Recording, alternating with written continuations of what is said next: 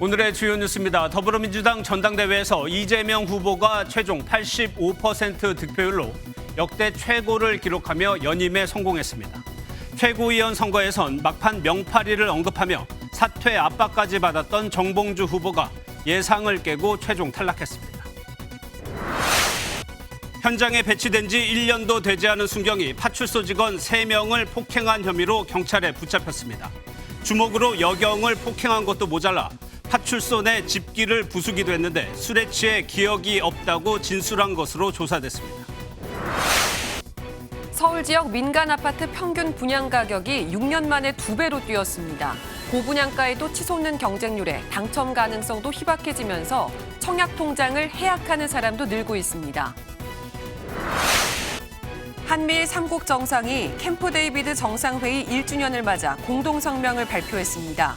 3국 정상은 인도태평양 지역의 평화와 안정을 유지할 것을 다짐하고 3국 협력이 필수 불가결하다고 강조했습니다. 여러분 안녕하십니까. 더불어민주당 전당대회에서 이재명 후보가 다시 한번 대표 자리에 올랐습니다. 득표율은 85%가 넘었습니다. 최고위원 경선에서는 이른바 명파리 발언 논란으로 당원들의 문매를 맞았던 정봉주 후보가 탈락했습니다. 정 후보는 경선 초반 1위를 달리기도 했습니다. 먼저 정태웅 기자가 보도합니다. 이재명 민주당 대표 후보가 연임에 성공했습니다. 최종 득표율 85.4%라는 압도적 지지를 받으며 확대명에 마침표를 찍었습니다. 다시 꿈꿀 수 있는 나라, 다시 뛰는 대한민국 꼭 만들겠습니다, 여러분. 1급 체제를 비판하며 깜짝 출마했던 김두관 후보는 12.12%에 그치며 이른바 이재명 시대 견제에 사실상 실패했습니다. 마지막까지 순위 변동이 있었던 최고위원 후보들 간의 경쟁은 끝까지 치열했습니다. 1위로 올라선 김민석 후보가 자리를 굳건히 지킨 가운데 초반 1위를 차지하며 돌풍을 일으켰던 정봉주 후보는 이른바 명파리 발언 논란 속 6위로 마감하면서 막판 충격 고배를 마셨습니다. 김건희 여사 살인자 발언으로 논란에 휩싸였던 전현희 후보는 3위를 기록했고 이현주 후보도 막판 역전으로 최고위원직에 입성했습니다. 정 후보의 탈락과 더불어 새롭게 탄생한 이재명 2기 지도부는 강성 친명 색채가 더욱 명확해졌다는 분석입니다. MBN 뉴스 정태용입니다. 문재인 전 대통령은 영상 축사에서 당의 단합을 주문했습니다. 일각에서 제기되는 이재명 1급 체제에 대한 우려를 에둘러 언급한 것 아니냐는 해석이 나왔습니다. 현장에서는 항의성 야유가 나오기도 했습니다. 이어서 박통일 기자입니다. 민주당 전당대회에서 문재인 전 대통령은 영상 축사를 통해 모습을 나타냈습니다. 문 전 대통령은 먼저 민주당이 국민과 함께 이룬 국가적 성취에 자부심을 가져야 한다고 말했습니다. 객관적 지표로 확인되듯이 민주당 정부는 경제든 안보든 민주주의든 복지든 위기관리든 안전이든 모든 분야에서 우월했습니다. 다시 민주당 정부를 세우기 위해 폭넓게 아우르고 전국에서 고르게 지지받는 정당으로 확장시켜 나가자고 강조했습니다. 그러면서 확장을 가로막는 편협하고 배타적인 행태는 단호히 배격하자며 당원들의 단합을 주문하기도 했습니다. 당내 경쟁에서 어느 편에 섰는지는 우리의 대업 앞에서 중요하지 않습니다. 문 전 대통령의 이번 메시지는 이재명 1급 체제에 대한 당 안팎의 우려를 우회적으로 전달한 것이란 해석이 나옵니다. 당내 갈등이 격화하는 상황에서 주류인 친명계가 포용력을 발휘해 줄 것을 당부하는 의미도 담겨 있다는 분석입니다. 그러나 축사가 이어지는 과정에서 대회장 내 일부 당원들 사이에선 고성이 나오기도 했습니다. MBN 뉴스 박통일입니다. 앞으로 이재명 대표의 행보와 민주당의 대여 기조가 어떨지 전망해 보겠습니다. 안보람 기자 나와 있습니다. 어서 오세요. 예. 이재명 대표의 연임 다 예상을 했습니다만 득표율을 보니까 거의 절대적입니다. 네, 어대명, 확대명을 넘어 구대명이라는 말까지 나왔습니다. 권리당원 투표 17개 권역으로 나눠서 진행됐는데 10개 지역에서 90% 넘는 지지를 받았고요. 재외국민 권리당원 투표에서는 무려 99%가 넘는 지지율을 기록했습니다. 무엇보다 이변은 초반 1위를 달리며 돌풍이란 평가를 받은 정봉주 후보의 탈락인데요. 이른바 명파리 발언으로 강성 친명들로부터 사퇴 압박까지 받았었죠. 민주당 전당대회 분위기를 주도했던 강성 지지층의 영향력을 다시 한번 확인했다는 평가가 나옵니다. 이렇게 되면 이 대표의 당 장악력은 그만큼 커질 수밖에 없잖아요. 네, 전당대회에서 확인된 절대적 지지를 바탕으로 이 대표는 차기 대권 행보를 위한 밑작업에 공을 들일 것으로 보입니다. 이미 이 대표는 출마 선언 때부터 이른바 먹사니즘을 띄워 대권을 겨냥한 우클릭이란 해석 나왔는데요. 대권은 중도층 싸움이라는 판단이 깔린 겁니다. 금투세, 종부세 완화 주장 역시 같은 맥락으로 풀이되는데요. 민주당의 전통적 과세 원칙과 배치되는 측면이 있다 보니 당내 의견이 분분한 상황입니다. 민주당 한 수도권 재선 의원은 금투세 문제는 논쟁거리가 되는 순간 국민의힘에 밀릴 수밖에 없는 이슈고 종부세는 깎아주면 문재인 정부의 잘못을 인정하는 꼴밖에 안 된다며 당내 논쟁이 세게 붙을 수밖에 없다고 내다봤습니다. 예, 최고위원도 강성 친명으로 꾸려졌다는 평가가 나옵니다. 정부 여당과의 관계 어떨까요? 네, 현재 민주당은 특검법과 청문회, 국정조사 등 과반 의석수를 내세워 윤석열 정부에 대한 공세를 이어가고 있죠. 그 기조엔 변화가 없을 걸로 보입니다. 윤석열 정부의 실정을 부각해서 정권 교체의 명분을 쌓겠다는 전략입니다. 특히 최고위원들 선거 과정에서 한 목소리로 윤석열 정부 조기 종식을 강하게 외쳤는데요. 민주당 친명계 한 초선 의원은 이 대표는 민생을 얘기하며 대권 후보로서의 안정감을 주고 최고위원들은 대여 투쟁에 강한 발언을 내놓는 투트랙 전략을 구사할 것으로 전망했습니다. 예, 또 하나요. 이 대표는 이제 한동훈 대표와 경쟁도 해야 되고 얘기도 해야 되는 상황인 겁니다. 네, 첫 시험대는 최혜병 특검법이 될 전망입니다. 제3자 특검 추천안 수용 가능성을 내비친 민주당의 한동훈 대표는 제보 공작 의혹도 수사 대상에 넣자 이렇게 역제안했죠. 최혜병 특검법은 한 대표 입장에선 한 번은 넘어야 할 산이고 이 대표 입장에선 정부 여당 간 틈을 벌리는 기회가 될 수 있는 만큼 서로 한 발씩 물러나는 선에서 합의점을 찾을 수 있을 거란 기대도 일각에선 나오고 있습니다. 예, 마지막으로요. 이재명 대표에게 늘 따라붙었던 사법 리스크 문제는 영향이 없을까요? 네, 오는 10월 공직선거법 위반과 위증교사 혐의에 대한 1심 판결이 나올 예정입니다. 만약에 유죄가 나온다면 당 안팎에서 이재명 체제에 대한 불안감 커질 수 있습니다. 민주당 의원들은 대체로 윤석열 정부의 정적 죽이기라는 프레임이 강화되며 똘똘 뭉칠 가능성 더 크게 보긴 하더라고요. 다만 일각에선 1심 결과로 대선 후보 1위 지지율이 흔들리면 그땐 생각이 달라질 수 있다는 얘기도 나옵니다. 예, 알겠습니다. 잘 들었습니다. 안보람 기자였습니다.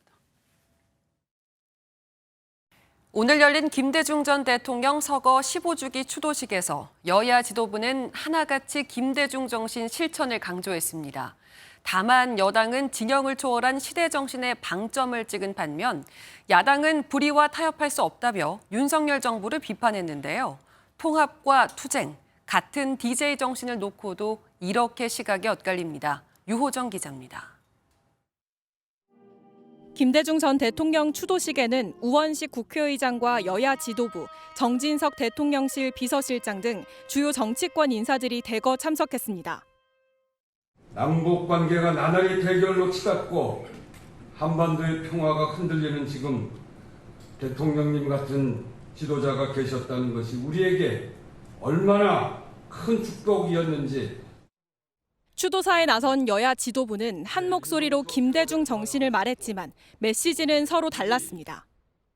국민의힘 한동훈 대표는 아직도 많은 시민들이 김 전 대통령의 정치를 생각한다며 진영을 초월한 해안을 언급했습니다. 김대중 대통령께서는 2024년에 어떤 정치인들보다도 더 지금에 맞는 진영을 초월해서 시대 정신을 꿰뚫는 해안을 보여주셨습니다. 진영을 넘은 통합의 방점을 찍은 셈입니다. 반면 더불어민주당 박찬대 대표 직무대행은 행동하는 양심을 강조하며 대여 투쟁을 예고했습니다. 대통령님의 말씀처럼 불의와 타협하지 않겠습니다. 정의의 역사와 지혜로운 국민을 믿고 윤석열 정권의 폭주를 막아내겠습니다. 조국 조국혁신당 대표도 무도한 검찰 독재가 들어선 지금 김대중 정신이 가장 필요하다며 현 정부를 강하게 비판했습니다. 15주기를 앞두고 개인 사업자에게 100억 원에 매각돼 논란이 됐던 동교동 사전은 이르면 오는 10월 기념관으로 재단장해 시민들에게 공개될 예정입니다. MBN 뉴스 유호정입니다. 미 대선 판세가 요동치면서 미국 언론들은 유독 경합주의 지지율 조사를 쏟아내고 있습니다. 대부분 지역은 민주당이든 공화당이든 당색이 분명한 반면 이 경합주에서는 표심이 왔다 갔다 하기 때문에 이 지역에서 이겨야 대선에서 승리할 가능성이 높아집니다. 경합주는 보통 7곳으로 봅니다. 후보들 역시 여기에 공을 들이고 있죠. 이번 조사에서는 해리스와 트럼프 두 후보가 경합주 4곳에서 2대2의 팽팽한 박빙 양상을 보였습니다. 뉴욕타임스는 해리스 부통령으로 후보가 교체되면서 경합주의 지형이 변했다고 분석했습니다. 또 한국에서 자체 핵무장론이 부상하고 있다는 분위기도 전했습니다. 먼저 워싱턴에서 최중락 특파원입니다. 뉴욕타임스가 경합주인 애리조나, 조지아, 노스캐롤라이나, 네바다주, 이른바 선벨트 지역 대선 지지율을 조사했습니다. 해리스 부통령이 애리조나와 노스캐롤라이나에서, 트럼프 전 대통령은 조지아와 네바다주에서 앞서며 팽팽한 경합세를 보였습니다. 뉴욕타임스는 바이든 대통령 후보 시절만 해도 트럼프 전 대통령 우세 지역에서 이제는 지형이 바뀌었다고 분석했습니다.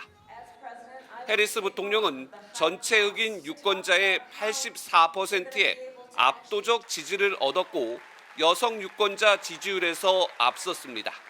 반면 트럼프 전 대통령은 고졸이야 백인 유권자의 66% 지지를 획득하며 확실한 우위를 가져갔습니다. 뉴욕타임스 또한 트럼프 전 대통령 당선 가능성에 한국에서 핵무장론이 힘을 얻고 있다고 전했습니다. 한미 정상이 워싱턴 선언으로 방위 약속을 재확인했지만 미국 해구산 불안감을 잠재우는 데는 큰 도움이 되지 못했다는 겁니다. 그동안 트럼프 전 대통령은 김정은 북한 국무위원장과 만나겠다며 한국의 자체 핵무장 가능성을 여러 차례 밝힌 바 있습니다. When we get back, I get along with him. He'd like to see me back too. I think he misses me if you want to know the truth. 이로 인해 뉴욕 타임스는 트럼프가 재선하면 동맹은 위태로울 수 있지만 핵 자체 무장론자에게는 좋은 일일 것이라고 진단했습니다. 워싱턴에서 MBN 뉴스 최중락입니다. 해리스 부통령의 추격세가 만만치 않자 트럼프 전 대통령은 특유의 막말로 응수하고 있습니다. 인신공격에 이어 해리스의 외모까지 비하하는 발언도 서슴지 않고 있죠. 트럼프가 소속된 공화당 안에서 우려의 목소리가 나오고 있습니다. 이어서 윤지원 기자입니다. 최대 경합주로 꼽히는 펜실베이니아에서 유세에 나선 도널드 트럼프 전 대통령. 경제 정책을 발표하는 자리였지만 정작 집중한 건 카멜라 해리스 부통령에 대한 인신 공격이었습니다. They said no, her biggest advantage is that she's a beautiful woman. I'm going, I never thought of that. I'm a better looking person than Kamala. 외모 비하에 이어 해리스 부통령을 사회주의 미치광이라고 부르며 막말 수위를 높였습니다. She's a socialist lunatic. That's the other thing. Please, sir. Please don't call her a lunatic. I said, but that's what she is. She's a lunatic. 해리스 부통령이 발표한 세제 혜택과 물가 안정 등 경제 정책에 대한 논리적 비판 없이 비방으로 일관한 겁니다. 이런 트럼프 전 대통령의 거친 입에 공화당 내부에서도 우려의 목소리가 나옵니다. It's not going to win talking about whether she's dumb. It's not, you can't win on those things. 해리스 캠프는 성명을 통해 트럼프는 유세할 때마다 같은 거짓말 쇼를 반복하고 있다고 지적했습니다. MBN 뉴스 윤지원입니다. 만취한 현직 경찰이 주치 신고를 받고 출동한 다른 경찰의 뺨을 때리고 파출소에 가서도 계속 난동을 부려 체포됐습니다. 알고 보니 경찰서에 배치된 지 1년도 되지 않은 순경이었는데요. 당시 영상을 MBN 취재진이 입수했습니다. 안정무 기자입니다. 경찰관과 실랑이를 벌이는 남성. 경찰관의 얼굴에 손을 뻗고 경찰관은 이를 피하려고 얼굴을 뒤로 뺍니다. 뒤이어 뺨을 맞은 경찰관이 밀려나고 남성은 계속해서 공격할 듯 손을 올립니다. 지난 14일 밤 11시 30분쯤 택시 승객이 너무 취했다는 신고에 출동했다가 경찰관이 폭행을 당하는 모습입니다. 경찰관을 폭행한 남성은 서울 강남경찰서 소속 A순경으로 현장에 배치된 지 1년이 채 되지 않았습니다. A순경의 난동은 인계된 파출소에서도 이어졌습니다. 파출소 탁자를 부수고 주먹으로 여경의 옆구리를 때리기도 했습니다. 피해 여경은 병원에서 치료를 받고 병가를 내야 했습니다.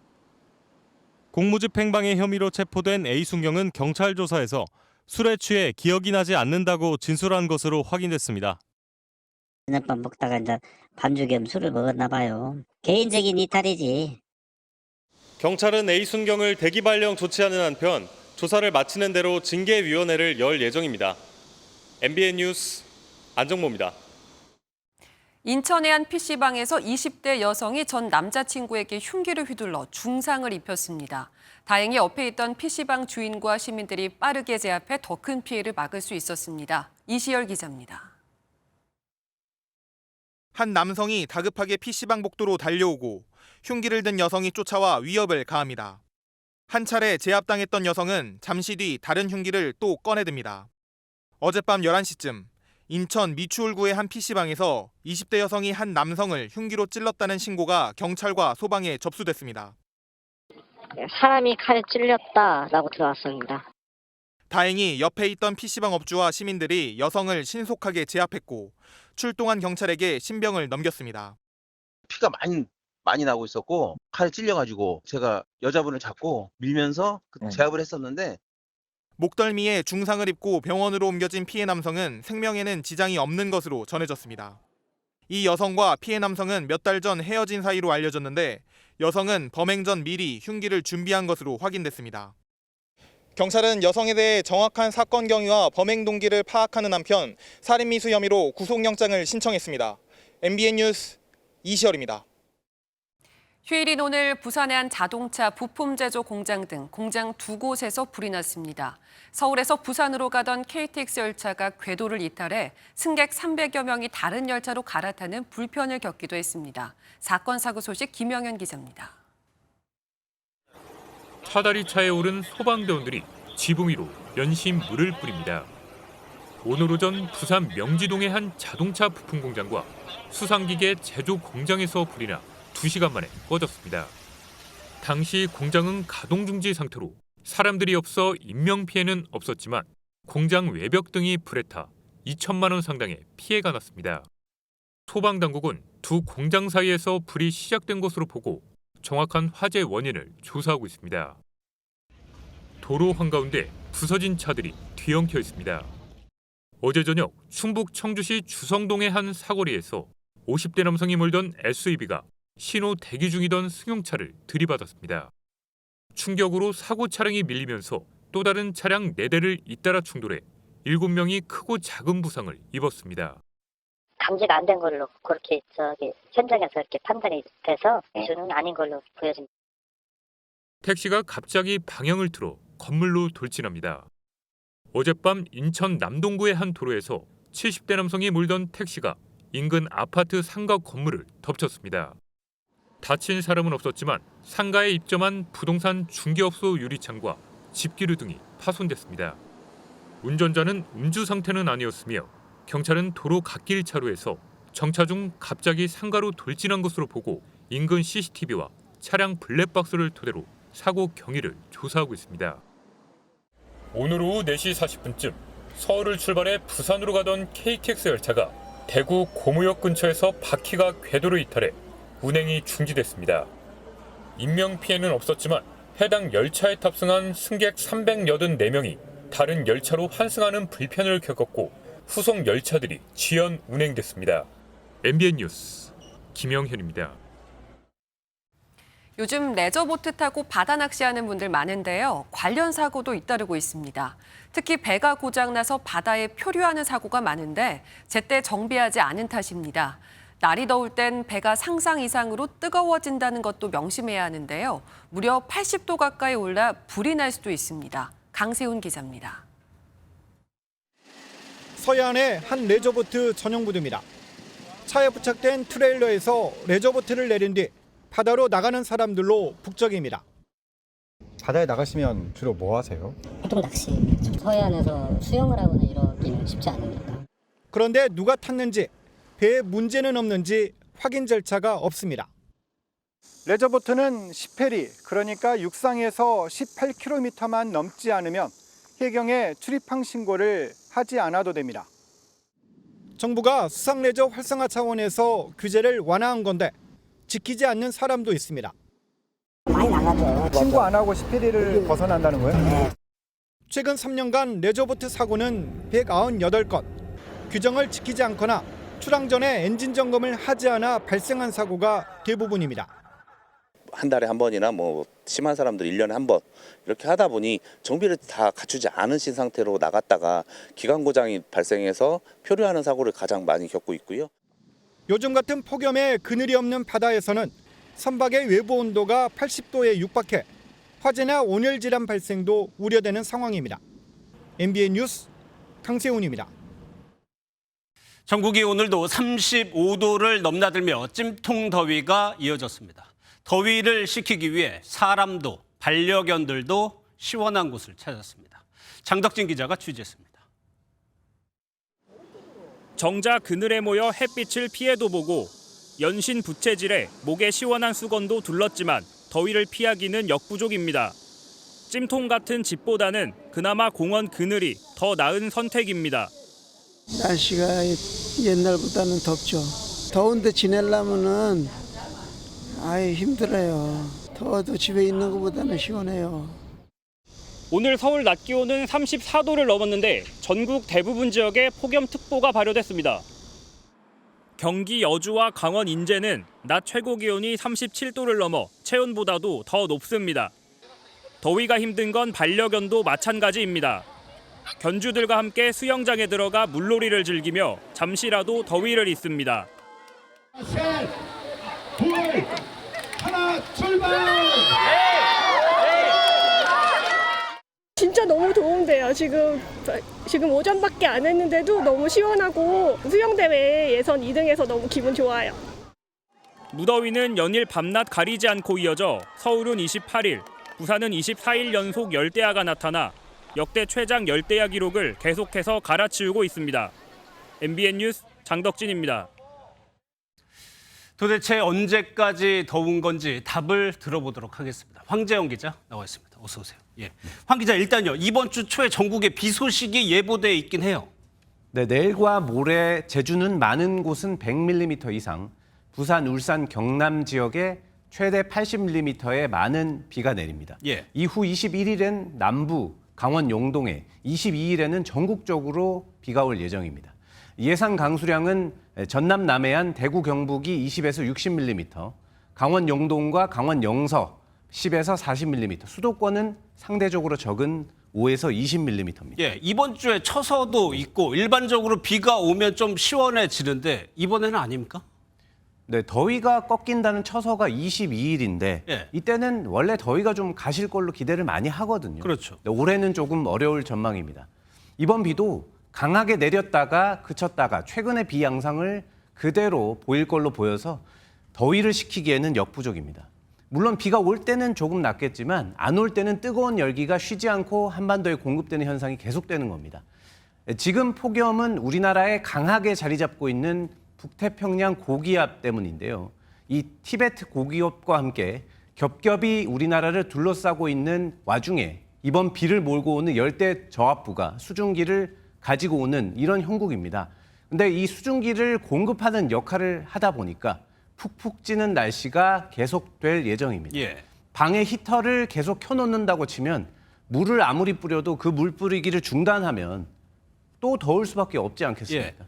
이 기상청도 비가 오더라도 최고 체감 온도가 33도 내외로 오르는 날이 많을 것이다 이렇게 전망했습니다. 예, 서울의 열대야 기록은 계속 늘어나고 있어요. 밤에는 어떻습니까? 가장 힘드신 부분이실 텐데요. 이 밤 최저 기온이 25도 이상을 유지하는 열대야도 계속된다 이렇게 기상청은 전망했습니다. 앞서 전해드린 대로 비가 간헐적이어서 낮이든 밤이든 계속 뜨겁고 습한 공기가 유입될 수밖에 없기 때문입니다. 비가 오는 동안 일시적으로 기온이 낮아지겠으나 비가 그친 후 폭염과 열대야가 다시 지속될 것으로 예상됩니다. 그러면 중장기적으로 이 폭염이 언제까지 계속될 것이냐? 기상청은 이것에 대해서 아직 언제라고 말하기는 어렵다 이렇게 밝혔습니다. 당분간은 각오를 해야 된다는 얘기돼요. 급기야 이러다 보니까 기상청이 폭염 백서를 쓰겠다고 했습니다. 그렇습니다. 이 태풍과 장마와 관련해 백서를 쓴 적은 있지만 더위와 관련한 백서는 이번이 처음이라고 합니다. 이 폭염이 극심해져서 이제는 재난 수준까지 이르렀다 이런 판단 때문인데요.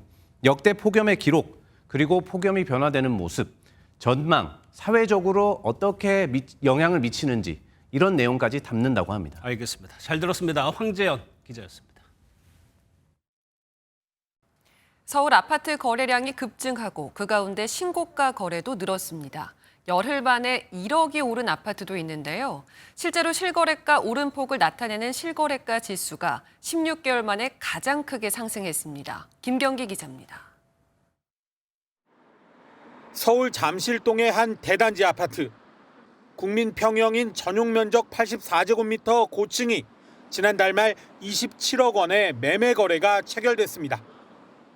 열흘 만에 실거래가가 1억 원 뛴 것으로 집값 급등기였던 21년보다도 2억 원 가까이 높은 금액입니다. 26억 물건은 그리 많지는 않아요. 2-3개 정도 있고요. 27억 이상 되는 물건들이 주로 있다고 보시면 되고요. 한국부동산원 조사 결과 서울 아파트의 지난 6월 실거래가 지수는 164.3으로 전달보다 1.8% 상승했습니다. 1년 4개월 만에 가장 큰 상승폭입니다. 낮아진 금리에 갈아타기 등 실수요자들이 움직인 결과로 권역별로도 실수요자 선호도가 높은 동남권의 상승폭이 두드러졌습니다. 다만 심상치 않은 가계대출 증가세에 은행들이 다시 대출의 고삐를 조이면서 추가 신고가 경신은 주춤한 분위기입니다. 강남권 등 집값이 단기 급등한 지역은 숨고르기 모습을 보이겠지만 서울 외곽 지역과 수도권은 상승세가 지속될 것으로. 지방 아파트 실거래가 지수도 0.07% 오르며 석 달 만에 상승 전환한 것으로 나타나 지방시장 회복에 대한 기대감을 키우고 있습니다. MBN 뉴스 김경입니다. 서울은 분양시장도 뜨겁습니다. 아파트 분양가가 6년 새 2배로 뛰었는데도 청약이 떴다 하면 경쟁률은 수백 대 1인데요. 이렇게 분양가도 비싼데 당첨 확률까지 낮다 보니 청약 통장을 해약하는 사람들이 늘었습니다. 이승민 기자입니다. 견본주택의 인파가 북적입니다. 예약제로 운영되는 이 견본주택은 다음 주까지 예약이 모두 마감됐습니다. 강남 3구에 있고 그리고 물량도 제일 최대라고 알고 있어가지고 그나마 청약되기 너무 힘든데 비싸다고 당연히 생각은 들지만은 어떻게라도 지금 자금 끌어모아서 계약. 분양가는 상한제가 적용됐음에도 3.3제곱미터당 6,500만 원에 달합니다. 하지만 주변 시세보다는 저렴하다는 평가로 관심이 뜨겁습니다. 서울 지역에 고가 아파트 분양이 잇따르면서 평균 분양 가격은 3.3제곱미터당 4,400만 원 수준까지 올랐습니다. 6년 만에 2배가 뛴 건데 역대 최고 수준입니다. 공사비 상승에 신축 공급 부족 우려가 커지면서 분양가는 치솟는 상황. 그럼에도 청약 경쟁은 계속 치열해지면서 그만큼 당첨 확률은 희박해지자 아예 청약 통장을 해약하는 사람도 최근 급증한 것으로 나타났습니다. 청약을 기다리는 것보다 기존 주택 매매 시장으로 돌아선 경우도 많은 것으로 추정됩니다. 지방 같은 경우에는 청약 경쟁률도 낮지만 미분양도 굉장히 많은 상태라서 청약 통장이 굳이 좀 필요 없는 상황. 하반기 강남권 분양이 예정돼 있고 아직 공사비 상승 요인이 남아 있어 분양가 상승 추세는 당분간 이어질 거란 전망입니다. MBN 뉴스 이승민입니다. 내일부터 한미가 연합훈련에 돌입합니다. 이번에는 북한의 핵공격 상황까지 가정한 훈련이 처음으로 실시됩니다. 강재목 기자가 보도합니다. 미 스트라이커 여단 장갑차에서 미군 장병들이 빠르게 뛰쳐나가고 신호와 함께 한미연합군이 일사불란히 이동합니다.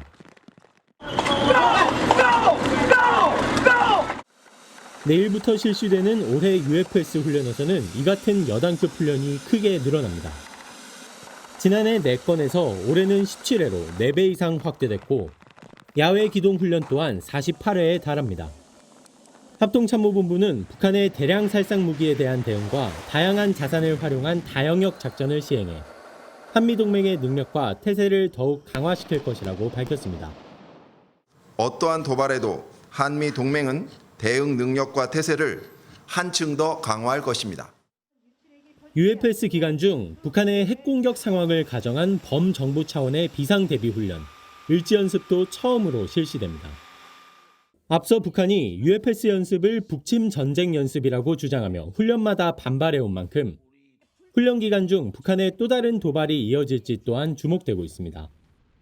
MBN 뉴스 강재묵입니다. 캠프 데이비드 정상회의 1주년을 맞아 한미일 정상이 3국의 협력은 필수 불가결하다는 내용의 공동성명을 발표했습니다. 대통령실은 바이든 대통령과 기시다 총리의 퇴임과는 상관없이 캠프 데이비드 선언에 대한 3국의 지지는 확고하다고 강조했습니다. 전정인 기자입니다. 지난해 8월 캠프 데이비드에서 만난 한미일 3국 정상은 공동 성명을 통해 안보 위기 시 공조와 정보 공유를 약속했습니다. That means we'll have a hotline to share information and coordinate our responses whenever there is a crisis in the region or affecting any one of our countries. 3국 정상은 캠프 데이비드 정상회의 1주년을 맞아 공동 성명을 채택하고 안보와 경제 등 다양한 분야에서의 협력 강화 의지를 재확인했습니다. 공동성명에서 인도태평양 지역의 평화와 안정을 유지할 것을 다짐하고 3국 협력이 오늘날의 도전에 대응하기 위해 필수 불가결하다고 강조했습니다.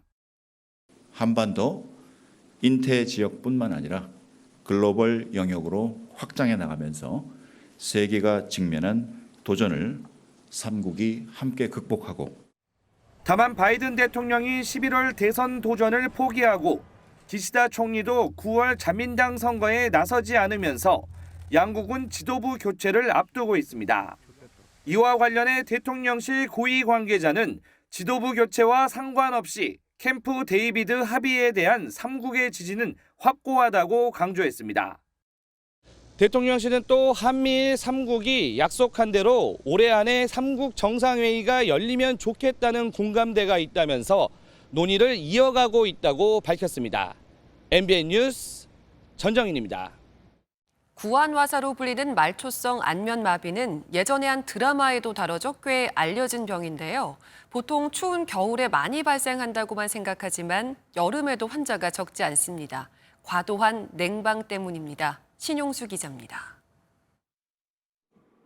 열대야로 에어컨 바람에 의지해 잠을 청했던 60대 여성은 자고 일어난 뒤 입이 한쪽으로 돌아가 깜짝 놀랐습니다. 일명 구안화사로 불리는 말초성 안면마비가 온 겁니다. 거울에서 입이 이렇게 돌아가고 있는 거예요. 하루 종일 낮에도 틀고 있었고요. 그다음 밤에도 틀어놓고 원래는 밤에 끄는데 말초성 안면마비는 추운 겨울뿐만 아니라 여름철에도 많이 발생합니다. 차가운 에어컨 바람을 갑자기 또는 너무 장시간 쐬면서 혈액순환이 저하되고 면역력이 약해져 신경을 공격하는 바이러스 감염에 취약해지기 때문입니다. 초기에는 몸살 감기와 증상이 유사한데 귀 뒤쪽에 있는 안면신경 통증도 함께 발생합니다. 심해지면 눈과 이마의 마비로 눈이 감기지 않거나 치켜뜨기 어려워지고 입도 비뚤어지고 오므라들지 않아 식사 등 일상생활에 지장을 줍니다. 뇌졸중 등 중추신경계 이상으로 인한 안면마비는 입에만 마비가 오기 때문에 증상으로 원인을 구분할 수 있습니다. 경미한 신경 손상은 자연 회복이 가능하지만 검사 결과 70% 이상 신경 손상이 보이는 경우 후유증 가능성이 커져 치료가 필요합니다. 일반적으로 스테로이드제와 항바이러스제를 투여하는데 한방 치료와의 협진도 진행할 수 있습니다. 침과 또 전기침, 그다음에 이 벌독을 이용해서 신경의 염증을 줄여주는 봉침, 그다음에 한약 등을 처방받게 됩니다. 또 5월부터 시범 사업으로 안면마비에 대한 한약 처방이 급여화되면서 최대 20일까지 건강보험 지원을 받을 수 있습니다. MBN 뉴스 신용수입니다. 이젠 콘서트를 넘어 극장까지 영웅 시대입니다. 가수 임영웅의 공연 실황을 담은 영화가 예매율 1위를 기록하고 있는데요. 블록버스터를 능가하는 이런 압도적인 티켓 파워가 극장가의 관객을 몰고 올 거란 기대감을 높이고 있습니다. 김문영 기자입니다. 그대 바람이 불거든 그 바람에 실려 후련히 따라 걸어가요. 가수 임영웅의 지난 5월 서울 월드컵 경기장 공연 실황과 뒷이야기를 담은 다큐멘터리 영화 임영웅 I'm Hero The Stadium이 개봉 2주 전 예매 시작과 동시에 전체 영화 예매율 1위가 된 뒤 그 자리를 연일 지키고 있습니다. 반대로 같은 시기에 스크린에 오르는 에일리언 로물루스와 정이삭 감독의 트위스터스 등 블록버스터는 흥행전선에 빨간불이 켜졌습니다. 공연 실황 영화가 블록버스터가 전통적으로 지배하던 여름 성수기 시장을 비집고 들어오며 흥행을 입증하고 있는 겁니다. 역대급 규모의 퍼포먼스를 그대로 구현할 초대형 스크린, 그리고 저의 숨소리까지 전달할 풍부한 사운드까지. 예매 매출액만 25억 원 이상, 지난해 개봉한 전편보다 예매율 1위에 더 빠르게 오르며 임영웅의 티켓 파워를 여실히 보여줬습니다. 일반 상업 영화가 보장해주지 않는 관객 점유율이 아주 높은 효자 콘텐츠로서 그동안 극장 산업의 대안적인 콘텐츠가 되고 있습니다. 연극 뮤지컬계에서의 어떤 회전문 관객들처럼 N차 관람을 하는 그런 관객들을 많이 불러 모으기 때문에 앞서 개봉한 임영웅과 아이유의 공연 실황을 담은 영화도 각각 누적 매출액 약 60억 원과 20억 원으로 흥행을 입증한 상황이라 극장 콘텐츠의 한 축으로서 이른바 팬심을 등에 업은 영화들의 돌풍이 계속될 것으로 보입니다. MBN 뉴스 김문영입니다. 프랑스를 대표하는 영화배우 알랭 들롱이 88세 일기로 별세했습니다. 알랭 들롱의 세 자녀는 성명을 통해 아버지가 나빠진 건강과 사투를 벌이다 사망했다고 전했습니다. 세계의 미남으로 불린 알랭 들롱은 1957년 영화계에 발을 들인 후 50여 년간 90여 편의 영화에 출연했고 이 중 80여 편에서 주연을 맡았습니다. 연일 기록적인 열대야와 폭염이 이어지고 있습니다. 보통 평년 이맘때 서울의 최저기온은 22도, 최고기온은 29도 안팎인데요. 하지만 이번 주도 밤에는 25도를 웃돌며 열대야가 나타나겠고 낮에는 평년 기온을 웃도는 폭염이 계속되겠습니다. 특히 모레는 서울의 낮 기온이 36도까지 치솟겠습니다. 내일도 더위 속에 내륙 곳곳으로는 소나기가 지나겠습니다. 강원과 충남, 남부지방에 5에서 40mm의 소나기가 예상되고요. 모레는 전국 대부분 지역에 비가 내리겠습니다. 모레 예상되는 비의 양은 제주에 많게는 80mm 이상, 전남 남해안과 경남 지역에도 최고 60mm, 중부지방은 5에서 많게는 40mm의 비가 내리겠습니다. 오늘 밤 사이에도 서울 등 서쪽 지역과 해안가에서는 열대야가 나타나겠고요. 내일 중부지방 낮 기온은 서울과 대전 35도, 남부지방도 35도 안팎까지 오르면서 오늘만큼 뜨겁겠습니다. 비는 목요일까지 오락가락 이어질 전망입니다. 날씨였습니다.